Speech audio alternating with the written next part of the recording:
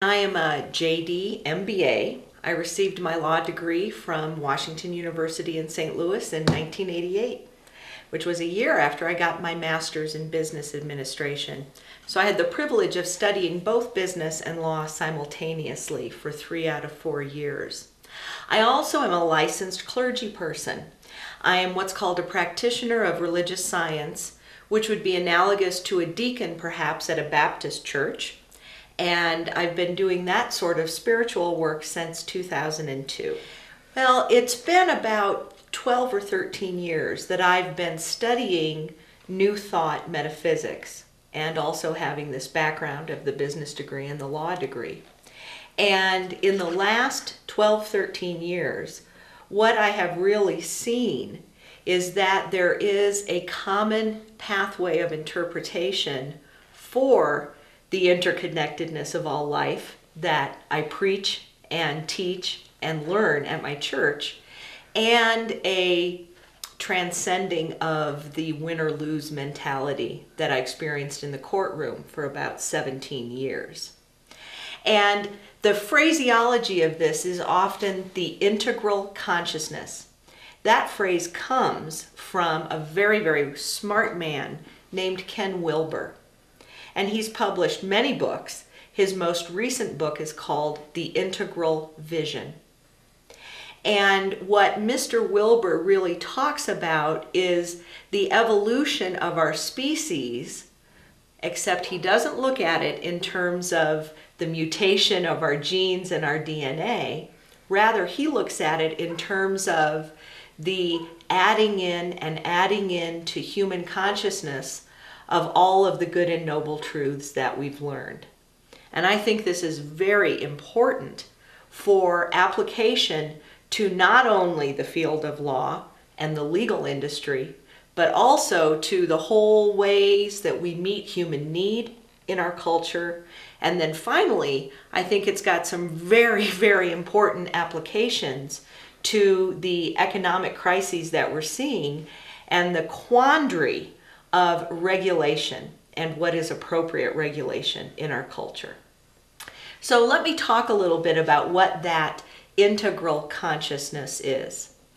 I would say that primarily it comes from the interconnectedness and the awareness of interconnectedness. Now, in law school, about the only place that I studied in interconnectedness was in studying damages and contributory and comparative negligence. And that's all about how wrong people are and allocating out the wrongness. Well, integral consciousness, or the unity principle, would say we're all wrong and we're all right. And so as we come to the place where we see that I really am not separate from you, the interviewer, or I am not necessarily separate from my client or my opposing party in a case that I'm working on, it requires very much of a shift in terms of how we apply fault principles, how we use money. I work often as a divorce lawyer, and so I am constantly looking at a family's assets and how to allocate those assets in the divorce. Once I can see the connection between a husband and a wife and children in a way that goes beyond who was right or wrong in the marriage or in the divorce, then, although people may feel like they're going to lose something by having things shared among everyone, really what we're doing is we're looking at new ways of optimizing what it is that a family gets and how it is that we use a family's funds. The principle of interconnection and the principle of really becoming mature enough as a species to say and to claim that we are all connected and we are all one, I need something beyond contributory or comparative negligence to work with in the legal field. So this is, I think, one of the prime areas of opportunity for evolution of the legal profession.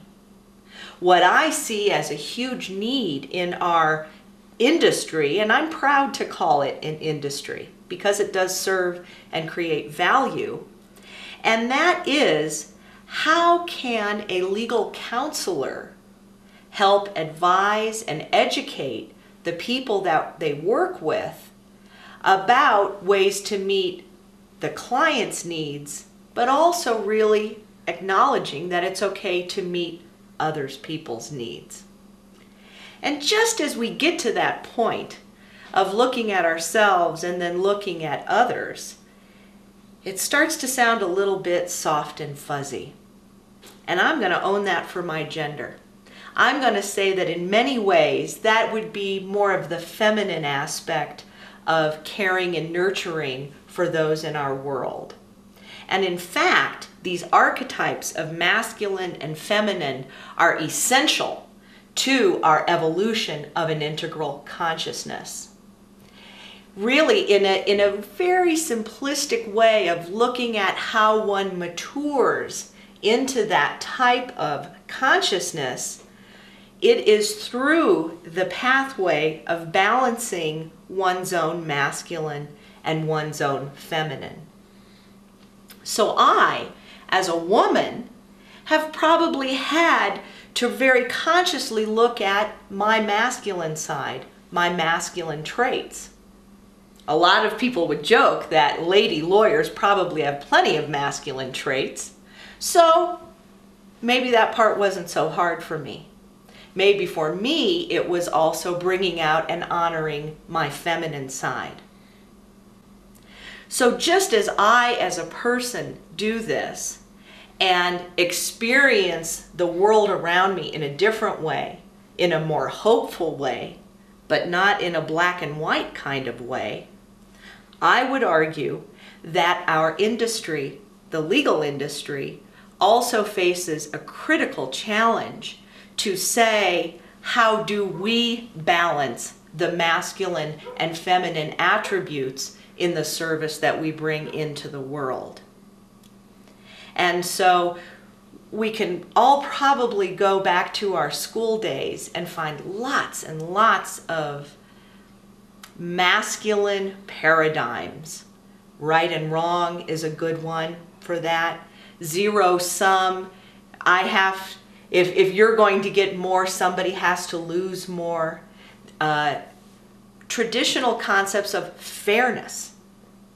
These often are associated with the masculine archetype, whereas caring for each other, serving each other, nurturing, raising matters of children are often associated with the feminine archetype. And we can see actually historically within our industry, particularly in the United States, up until, well, actually it's probably true today, that the vast majority of domestic relations attorneys are women. An aspect of the law that is more of the feminine side, the care of children and families and the parsing out of marital relationships, and women have gravitated to that area.